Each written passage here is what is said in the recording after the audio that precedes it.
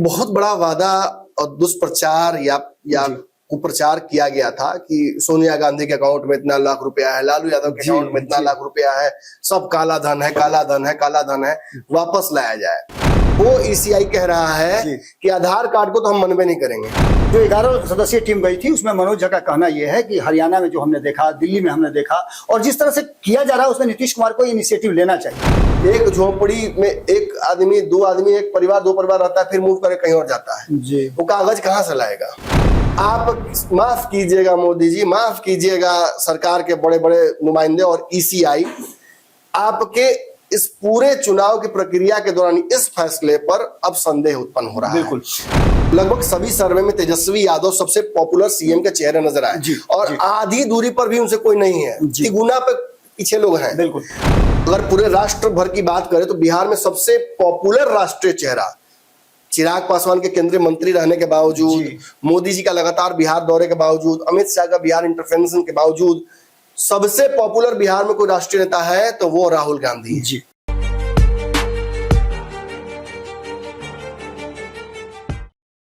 दो 2014 में जब नरेंद्र मोदी देश के प्रधानमंत्री बने थे तो कई वादे करके आए थे। उन वादों में सबसे बड़ा वादा था कि 15-15 लाख लोगों को खाते में जाएंगे, इसके साथ साथ 2 करोड़ लोगों को प्रतिवर्ष नौकरी दी जाएगी, और उसके साथ साथ जैसे ही उन्होंने अपने हाथ में कमान लिया इस देश का, वैसे ही उन्होंने नोटबंदी की। नोटबंदी के बाद इस देश में अब वोटबंदी होने जा रही है। दोनों ही घातक हैं, ऐसा विपक्ष का कहना है। नोटबंदी को तो हमने देख लिया, वोटबंदी में क्या होने वाला है, इसी विषय पर आज हमारा ये पूरा विश्लेषण आपको होगा, और इस विश्लेषण से आप सीधे प्रभावित होंगे। ये बातें भी अब लगभग तय है, क्योंकि आप ही के वोट पर बिहार में इस बार सरकार बननी है। तो आप कहां हैं ये जानना बहुत जरूरी है, और इसी को लेकर के विपक्ष हंगामा कर रहा है। सीधे सीधे सरकार पर हमला किया जा रहा है, और इस हमले में कहीं ना कहीं एक और संवैधानिक संस्था जो अब तक बेहतर वोट कराने के लिए जानी जाती थी, एक बार फिर कटघरे में खड़ी है, और कहा यह जा रहा है कि सरकार के इशारे पर यह सब कुछ हो रहा है। इसके साथ साथ कई राज्यों के चुनाव को जोड़ा जा रहा है, जिसमें आपको याद होगा हरियाणा के चुनाव, आपको याद होगा महाराष्ट्र का चुनाव, आपको याद होगा अभी ताजा खत्म हुआ है दिल्ली का चुनाव, और दिल्ली के चुनाव में भी कहा गया था कि वोटों की गड़बड़ी हुई है, वोटरों की गड़बड़ी हुई है, वोटर छांटे और काटे गए हैं और वोटर बढ़ाए गए हैं। तो इसका नुकसान और इसका फायदा किसको होगा, इस सारे विषयों पर, और क्यों विरोध हो रहा है, इन सभी विषयों पर आज नमन जी से हम बातचीत करेंगे। नमन जी, दिल्ली में आप थे और आपसे मेरी बातचीत लगातार हो रही थी जी कि सबसे बड़ा समस्या तो यहाँ वोटर का है कि वोटर बढ़ कैसे गए, बिल्कुल, वोटर घट कैसे जाते हैं, और ये खेल कहां से होता है। क्या इसमें संवैधानिक संस्थाएं एक बार फिर से, जिस तरह से नोटबंदी को लेकर के सरकार कटघरे में थी, उसी तरह से वोटबंदी में भी कटघरे में खड़ी है? और नोटबंदी तो डिजास्ट्रस था जी। आपने कहा कि मोदी जी ने वादे किए थे नौकरी देने के, और 15 लाख का जुमला एक तरीके से दे दिया गया था मंचों से। एक बहुत बड़ा वादा और दुष्प्रचार या कुप्रचार किया गया था कि सोनिया गांधी के अकाउंट में इतना लाख रुपया है, लालू यादव के अकाउंट में इतना लाख रुपया है, सब काला धन है, काला धन है, काला धन है, वापस लाया जाए, हम लेके आएंगे, हमको सरकार बना दीजिए, हम लेके आएंगे। आज तक ना काला धन आया, ना 15 लाख रुपए अकाउंट में आया, और ना कोई जेल गया। जेल कैसे चल जाएगा? काला धन होगा तो ना कोई जेल जाएगा। इतनी आसान प्रक्रिया नहीं है बाबा, विदेशों में जाकर पैसा रखवा देना जी। सरकार किसी की हो, अपनी सरकार में तो लोगों से हुआ नहीं जी। 5 को भगोड़ा भागा हुआ देश छोड़ जी जी, नहीं, एको वापस नहीं आया, एगो मेहुल चौकसी छोड़ के किसी को वापस नहीं लाया गया, और वही क्या बोलेंगे क्या नहीं बोलेंगे कोई जानता नहीं है, नहीं जानता। तो कुछ पब्लिक होगा थोड़ी है। बिल्कुल, सबसे बड़ी समस्या है कि नोटबंदी जिस तरीके से एकदम आंख मूंद कर अंधेरे में ढकेल दिया गया देश को, लाखों लोगों को प्रभावित इसने किया, और बहुत निगेटिव तरीके से। हमारी इकोनॉमी डिप हुई, लोग मारे गए, शादी विवाह में आफत आ गया, मरनी में कफन तक खरीदने का पैसा लोगों के पास नहीं था। बिल्कुल, और जिनके पास पैसा था वो गरीब जनता को पैसा दे दे के अपने अकाउंट में डलवा के फिर वापस अपने अकाउंट में ले लिया। कहाँ इसमें नोटबंदी में कोई फायदा हुआ? आपने 2000 का नोट लाया था कि कुछ उससे फायदा होगा, वो भी नहीं हुआ जी। आप उसे भी वापस लेना पड़ा। अब खबर आ रही है 500 भी वापस ले लीजिएगा जी। करेंसी में आप ट्रांजैक्शन कर नहीं सकते हैं, और ऑनलाइन ट्रांजैक्शन होता नहीं है। बिल्कुल बिल्कुल, ऑटो से उतर कर इंतजार करते रहते हैं कि चला जाएगा पैसा, चला जाएगा पैसा, यूपीआई ट्रांजैक्शन नहीं हो रहा है। सामने वाला ऐसा देखता है, लगता है कि आपके पास पैसा ही नहीं है, या चोरी करने की आपकी मंशा है। ये दरअसल हम डिजिटलाइजेशन की तरफ बढ़ तो रहे हैं जी, अच्छी बात है जी, आपके पास इंफ्रास्ट्रक्चर नहीं था, बिल्कुल, आपने इसके लिए तैयारी नहीं की थी, we were forced into a half baked equation, और उसकी वजह से देश को बहुत झेलना पड़ा। कई मीम्स वायरल होते हैं, देखकर कभी हंसी आ जाती है, लेकिन जब उसके पीछे का दंश याद पड़ता है तो दुख से आज भी सिहरन होता है, मन रोता है। इस नोटबंदी से देश को क्या फायदा हुआ ये तो नहीं पता, नुकसान जो है वो सार्वजनिक है। कुछ तेजी से मैं पढ़ देता हूं। और अब इन नोटबंदी का नुकसान मैं आपको क्यों बता रहा हूं तेजी में, क्योंकि इसके बाद जो अब होने वाला है वो है वोटबंदी, और वो और खतरनाक है। क्यों एक और हाफ बेक्ड सिचुएशन हमको डाला जा रहा है, आधी तैयारी के साथ हमें क्यों मैदान में उतारा जा रहा है, बिल्कुल, कैसे इसका नुकसान होगा ये देख लीजिए। और इसका नुकसान महागठबंधन को ही होना है जी। देखिए 8 नवंबर 2005 को देश भर में नोटबंदी लागू हुई थी। 500,000 के जो नोट थे उन्हें लीगल टेंडर नहीं घोषित किया गया, और जो आर्थिक मंदी इसके बाद और जीडीपी हमारा गड़बड़ाया। नोटबंदी के बाद भारतीय अर्थव्यवस्था के विकास दर में कमी आई। 2015-16 में जीडीपी विकास दर 8% था, जो 2016-17 में घटकर 7% हुआ और बाद में 6% पर आ गया। इससे अर्थव्यवस्था को अनुमानित 2.5 लाख करोड़ रुपए का नुकसान हुआ। मनमोहन सिंह ने इस पर इशारा किया था नमन जी। बिल्कुल, कोई देश नहीं करता है, इससे नुकसान ही होता है। अनौपचारिक क्षेत्र जो भारत की 85% आबादी पर निर्भर है, बुरी तरह प्रभावित हुआ, क्योंकि हर नकदी पर आधारित था यह जी आदान प्रदान, टोटल आदान प्रदान, रोजगार में हानि हुई। Centre for monitoring Indian economy के रिपोर्ट के अनुसार नोटबंदी के बाद पहले 4 महीने में लगभग 15 लाख नौकरियां चली गई। 15 लाख नौकरी चली गई आपका अर्थ देने के लिए। 60 लाख से अधिक लोगों की आजीविका प्रभावित हो गई। बिल्कुल, छोटे मध्यम उद्योग लगभग बंद हो गए। जैसे सूरत का हीरा टेक्सटाइल उद्योग बुरी तरह प्रभावित हुआ, जिससे मजदूरों की स्थिति खराब हुई और वापस जाना पड़ गया। कई लोग भूखमरी से मरे जी।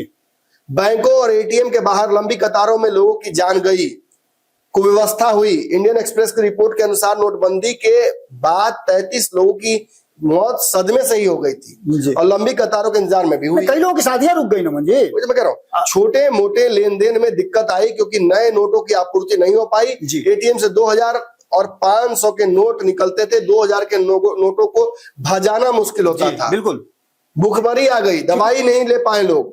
नोटबंदी का मुख्य उद्देश्य काला धन को वापस लाना था, लेकिन रिजर्व बैंक की रिपोर्ट के अनुसार 99.3% विमुद्रीकरण नोट बैंकिंग सिस्टम में वापस आ गए। तो काला धन गया कहाँ? निश्चित रूप से इससे काले धन को खत्म करने का लक्ष्य पूरा कभी नहीं हो पाएगा जी। काला धन नकदी के बजाय अन्य रूपों में, जैसे कि विदेशी खाते, रियल एस्टेट में मौजूद था, जिसे नोटबंदी से कोई असर नहीं पड़ा। मतलब मोदी जी को, उनके बड़े बड़े थिंक टैंकर्स को नहीं पता था कि काला धन कहाँ है और कैसे लाया जा सकता है उसको। आतंकवाद और नक्सलवाद पर इसे एक बड़ा सर्जिकल स्ट्राइक कहा गया था।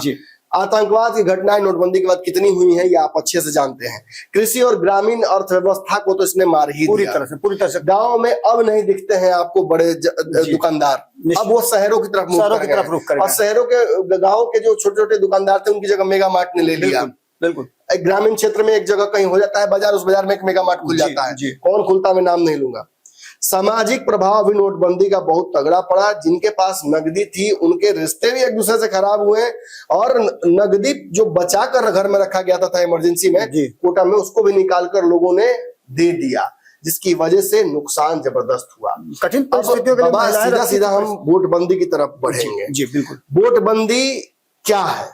देखिए बिहार में और देश भर में 2003 में आखिरी सर्वे हुआ था, जो इलेक्ट्रल सर्वे कहते हैं। इलेक्ट्रल जो वोटर्स हैं इनको लेकर सर्वे होता है। इस सर्वे में बिहार की तरफ हम बढ़ते क्योंकि बिहार में चुनाव है। इस सर्वे को कराने में 2 साल लगे थे। 2 साल लगे थे, जिसकी लगातार 2 साल सवाल खड़े किया, जिसमें बिहार में 3 करोड़ वयस्क उस समय मतदाता मतलब वोटर मिले थे।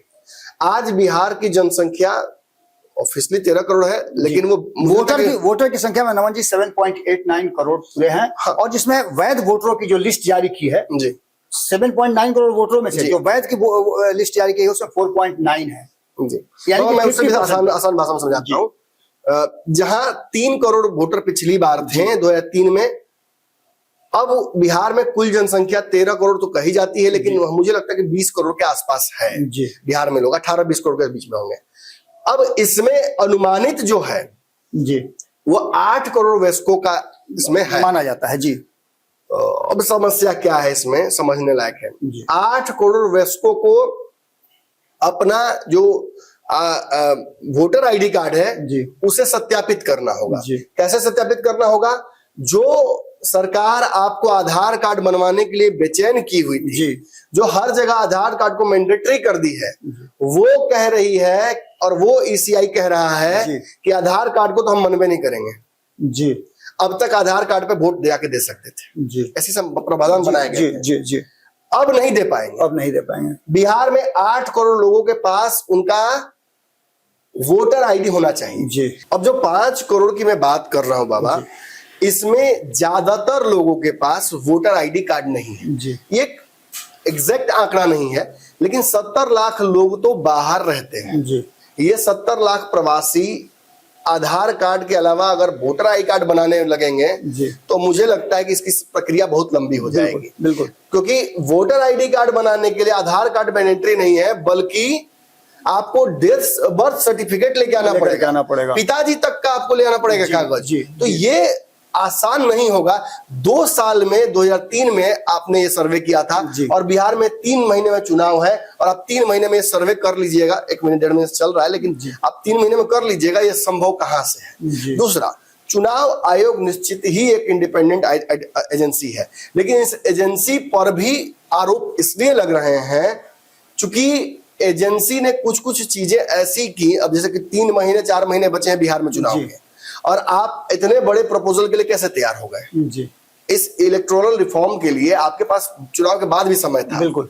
आप इसी समय क्यों कर रहे हैं? डर विपक्ष को 2-3 बड़े हैं। विपक्ष का सबसे बड़ा डर ये है कि ये लोग इसी बहाने से एनआरसी लागू करना चाह रहे हैं। ये शुरुआत उसकी हो सकती है। बिल्कुल। ये प्रवासियों के वोट को निष्प्रभाव करना चाहते हैं। ये सीमांचल के सीमावर्ती इलाकों के वोटर जो कि टेंडेंसी रही है महागठबंधन वाली, उनके वोट का प्रभाव कम करना चाहते हैं। ये नाराज लोगों के एंटी इनकम्बेंसी जिस पे डेवलप है वोटर पे, उसके वोट को प्रभाव कम करना चाहते हैं। ये पिछड़े दलितों का प्रभाव कम करना चाहते हैं। एक झोपड़ी में 1 आदमी 2 आदमी, एक परिवार 2 परिवार रहता है, फिर मूव करके कहीं और जाता है। वो कागज कहां से लाएगा? निश्चित। किसके पास? आपके पास, मेरे पास, उनके पास हमारा बर्थ सर्टिफिकेट हो सकता है। हमारे पास प्रक्रिया भी है निकाल लेने का। नहीं होगा तो बनवा लेंगे फर्जी। जी। वो क्या करेगा? निश्चित रूप से वो गरीब कहां से खोज के ले आएगा? 11 तरह के कागज आपको उसमें पैसा जमा करना। बिल्कुल। उसमें सब कागज में पैसा लगेगा। भ्रष्टाचार का कितना आंकड़ा है आप समझ ही सकते हैं। निश्चित ही एक वोट देने के लिए, जो कि एक ऐसी प्रक्रिया जिसमें घर से गर्मी में निकल के, धूप में निकल के, बरसात में निकल के जाना पड़ता है, लाइन लगना पड़ता है, वोट दबाना पड़ता है, हत्या भी हो सकती है, कुछ भी हो सकता है, बीच में प्राकृतिक आपदा भी हो सकती है। तो इतना तो कष्ट, पहले तो बात तो वोटर झेलता है, और दूसरा अगर वो इसके बावजूद भी जाना चाह रहा है वोट करने, तो आपने ये नहीं बाधा उत्पन्न कर दी। कागज वाला नोटबंदी की तरह फिर से आपने समस्या पैदा कर दी। आप माफ कीजिएगा मोदी जी, माफ कीजिएगा सरकार के बड़े बड़े नुमाइंदे और ईसीआई, आपके इस पूरे चुनाव की प्रक्रिया के दौरान इस फैसले पर अब संदेह उत्पन्न हो रहा है। कांग्रेस का स्टैंड जान लीजिए। कांग्रेस ये कह रही है, कांग्रेस के जो बिहार के प्रदेश अध्यक्ष हैं राजेश राम, वो कहे ईसीआई का फैसला कांग्रेस विरोध करेगी इस फैसले का। क्यों? हमारा एक प्रतिनिधि मंडल बिहार के चुनाव आयुक्त से मुलाकात की थी। कांग्रेस के राष्ट्रीय प्रवक्ता पवन खेड़ा ने इस मुद्दे पर प्रेस कॉन्फ्रेंस करते हुए बहुत सारी जानकारियां की थी। सवाल भी हमने खड़े किए थे, इस पूरी प्रक्रिया को लोकतांत्रिक क्यों न कहा जाए? चुनाव से बहुत कम समय बचा हुआ है। पिछली बार आपने 2 साल लिया था, इस बार आप कम समय कैसे कर पाइएगा? बिहार के बाद दिल्ली में अब इस मुद्दे पर प्रदेश अध्यक्ष राजेश राम और बाकी जो नेता हैं वो प्रेस कॉन्फ्रेंस कर रहे हैं। आज कृष्णा अल्लवरू भी वहां मौजूद थे। कृष्णा अल्लवरू ने भी कहा है कि बिहार में जानबूझकर बिहार सरकार की और ईसीआई की लग रहा है कि ऐसी कोई मिलीभगत है जिससे बिहार के हमारे वोटर या पिछड़े वोटर वोट न दे पाए, ऐसी, और प्रवासी न दे पाए। राजेश राम ने एक और बात कहा कि अब जात पूछकर मतदाता सूची में नाम काटा जाएगा, यह आरोप उन्होंने लगाया। ये सीधे तौर पर दलित, गरीब, अति पिछड़े, अल्पसंख्यक, आदिवासी और युवाओं के मताधिकार का हनन होगा। प्रदेश अध्यक्ष राजेश राम के नेतृत्व में बिहार कांग्रेस ने इस पूरे मुद्दे पर एक बहुत बड़े आंदोलन की तैयारी भी कर रखी है। पुनरीक्षण कार्यक्रम में बिहार में चुनावी मैंने जो समय बचा है इसमें कर पाना असंभव लगता है। कांग्रेस ये कह रही है असंभव है, ये संभव नहीं हो पाएगा। इसका फायदा जो मौजूदा सरकार है बिहार में उसको हो सकता है। ये ईसीआई को एनालाइज करना है कि ये इतना बड़ा रिस्क कैसे ले सकती है ईसीआई। इसके अलावा आपके मनोज झा और बाकी लोगों नेताओं का भी बयान है। नमन जी, इसके विषय में कई लोगों ने, जो 11 सदस्यीय टीम गई हुई थी, 11 पार्टियों के अलग अलग लोग गए हुए थे, उसमें अलग अलग लोगों ने बयान दिया है। कुछ लोगों का कहना यह है कि नीतीश कुमार, चूंकि उनके पास भी अति पिछड़ा और पिछड़ा का वोट आता है, तो नीतीश कुमार को चाहिए कि आगे इनिशिएटिव लेकर के इस बात को समझे और इस पर रोक लगाने की बात करें। लेकिन नीतीश कुमार जहां है वहां आपको पता ही है, इसे जो 11 सदस्यीय टीम गई थी उसमें मनोज झा का कहना यह है कि हरियाणा में जो हमने देखा, दिल्ली में हमने देखा, और जिस तरह से किया जा रहा है उसमें नीतीश कुमार को इनिशिएटिव लेना चाहिए। हरियाणा, दिल्ली और महाराष्ट्र में जो खेल हुआ है उसको लेकर के प्रवासियों के साथ भी, और जो तथाकथित कहा जाता है बाहर के वोट, बिल्कुल उनके साथ जो हुआ है और वो बिहार में भी करने की तैयारी है। अपना वोट भाजपा बढ़ा भी ले रही है लोगों को रिलोकेट करके, और जो बाहर से आए हैं या काफी पुस्तों से रह रहे हैं उनके वोट को निष्प्रभावी बनाने की कोशिश कर रही है। ये क्यों ना सवाल खड़ा हो। देखिए, नोटबंदी से तो नुकसान मैंने बता दिया, वोटबंदी का माने नुकसान क्या हो सकता है ये जान लीजिए। देखिए, सबसे बड़ा नुकसान जो है और सबसे बड़ा डर है कि एनआरसी को बैकडोर से लागू करने की एक तैयारी निश्चित रूप से जब आपसे पूछे जाएंगे। विपक्षी दल, हाँ बिल्कुल, विपक्षी दल कह रहा है कि विशेष रूप से राष्ट्रीय जनता दल कांग्रेस और तृणमूल कांग्रेस ये कह रहे हैं कि एनआरसी को चुपके से लागू करने की कोशिश है। ओवैसी ने भी ये बात कही। बिल्कुल, उनका कहना है कि यह प्रक्रिया विशेष रूप से हाशिए पर रहने वाले आबादी जैसे महादलित, पिछड़े और जो अल्पसंख्यक है उनके मत के अधिकार पर सीधा सीधा हमला है, उन्हें वंचित रखने की कोशिश की जा रही है। बिहार में 13 करोड़ की आबादी में लगभग 8 करोड़ वयस्क हैं, जो मैंने बताया आपको। लेकिन 2003 की मतदाता सूची के अनुसार 3 करोड़ नाम थे, अब 5 करोड़ लोगों के दस्तावेज मांगे जाएंगे, क्योंकि 3 करोड़ का तो होगा बिल्कुल, जो कई लोगों के पास उपलब्ध नहीं है, खासकर से अशिक्षित और गरीब समुदाय के लोग, जो मैं कह रहा था। इसी पर कहा है राजेश साहब ने कि मैं कहीं ना कहीं, चूंकि दलित समाज से आते हैं और दलित एकदम से जानते हैं, उन्होंने साफ कहा है कि इसमें दलितों को आखिर आप माइक्रो लेवल पे जाकर के कहा उसको कैसे कीजिएगा आप, उनके पास कोई मैकेनिज्म नहीं है। वो सिर्फ यही जानते हैं कि मेरे पास ये पूर्जा है वोट देने का, उसके आधार पर वो जाते हैं वोट दे देते हैं। अब वो कागज कहां से जुटाएंगे, उतने कागज कहां से जुटाएंगे? बिल्कुल, उनके लिए सबसे बड़ी समस्या ये हुई है। और जिस तरह से तेजी से ये सब कुछ चल रहा है उसमें बहुत लोगों के नाम छूटने के भी आसार हैं, क्योंकि 2 साल की प्रक्रिया आप 2 महीने में पूरा नहीं कर सकते है। इसको लेकर यही बात देखिए, अगला मुद्दा यही है कि विपक्ष ने संशोधन की टाइमिंग पर सवाल खड़े किए हैं, और यह चुनाव से ठीक पहले 25 जून से 26 जुलाई 2025 शुरू की गई। तेजस्वी यादव ने पूछा कि अब 2003 में यह प्रक्रिया 2 साल में हुई थी, तो अब हफ्ते भर में कैसे हो जाएगी?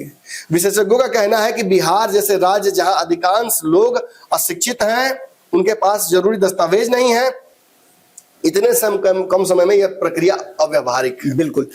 इसके बाद हाशिए पर रहने वाले समुदाय का खास तौर पे इसमें निष्प्रभाव करने का आरोप लग रहा है।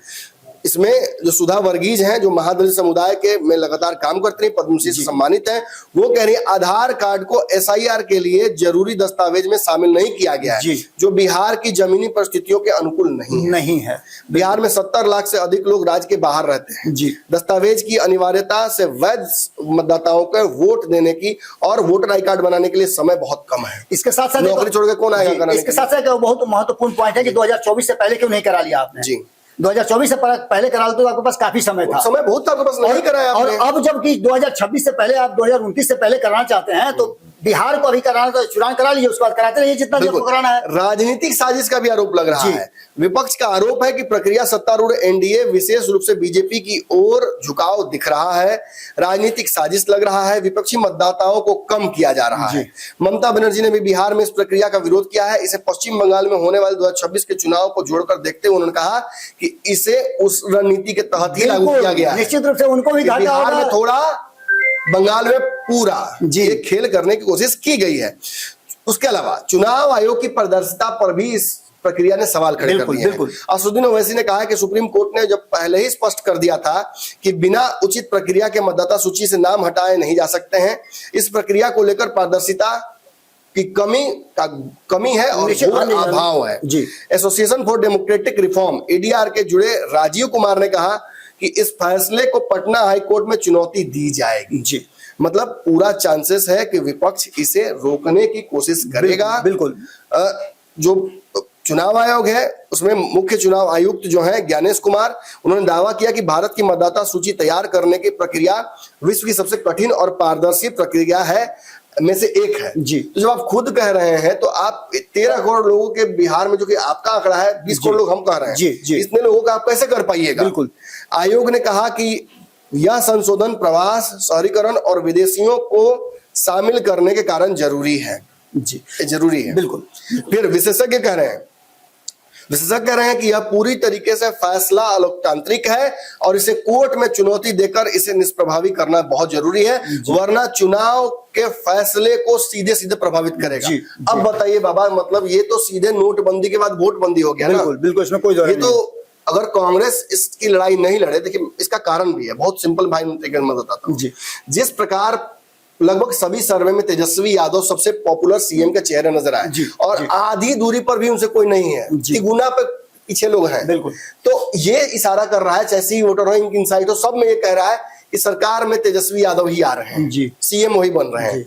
दूसरा, अगर पूरे राष्ट्र भर की बात करें तो बिहार में सबसे पॉपुलर राष्ट्रीय चेहरा चिराग पासवान के केंद्रीय मंत्री रहने के बावजूद, मोदी जी का लगातार बिहार दौरे के बावजूद, अमित शाह का बिहार इंटरवेंशन के बावजूद, सबसे पॉपुलर बिहार में कोई राष्ट्रीय नेता है तो वो राहुल गांधी जी। तो आप समझ सकते हैं, मैं बहुत कुछ नहीं कहूंगा, इतना काफी है बताने के लिए कि क्यों इलेक्शन कमीशन के भी ऊपर संदेह उत्पन्न हो रहा है और क्यों भाजपा ये करना चाहेगी। जी, इसका दो तरफा नमन जी नजर आ रहा है, जैसा कि नमन जी ने बताया भी कि दो तरह की बातें साफ साफ नजर आ रही हैं। और नमन जी, एक तरफ जहां चुनाव आयोग इसको लेकर के कटघरे में खड़ा है, वहीं विपक्ष भी लगातार जिस तरह से हमला कर रहा है, इसके दो असर दिखाई दे रहे हैं। एक तो इस प्रक्रिया का अगर जम करके विरोध हुआ, अगर कहीं वापस लेना पड़ा, जैसा कि और भी फैसलों को वापस लिया गया है, तो निश्चित रूप से इस फैसले को वापस लेने के बाद जो वर्तमान सरकार है उस पर तो एक दाग लगेगा ही, और साथ साथ वोटरों को ये बताने में अगर सफल हो गई कहीं कांग्रेस, तो साफ ये नजर आता है कि वोटर जब वोट देने के लिए जाएंगे तो दिल्ली से पटना अब क्या उनके दिमाग में ये बात होगी कि हमारे साथ छल किया जा रहा है, नोटबंदी का जला वोटबंदी फूक के पीपे करेगा। निश्चित रूप से, तो निश्चित रूप से दूध का जला छाछ भी फूक फूक के पीता है। एकमात्र अधिकार आपके पास है जो आपका अपना है, वो वोट है। अगर वो भी आपसे छीन लिया जाए तो आप क्या करेंगे, कमेंट बॉक्स में जरूर लिखिएगा। बहुत बहुत धन्यवाद, नमस्कार।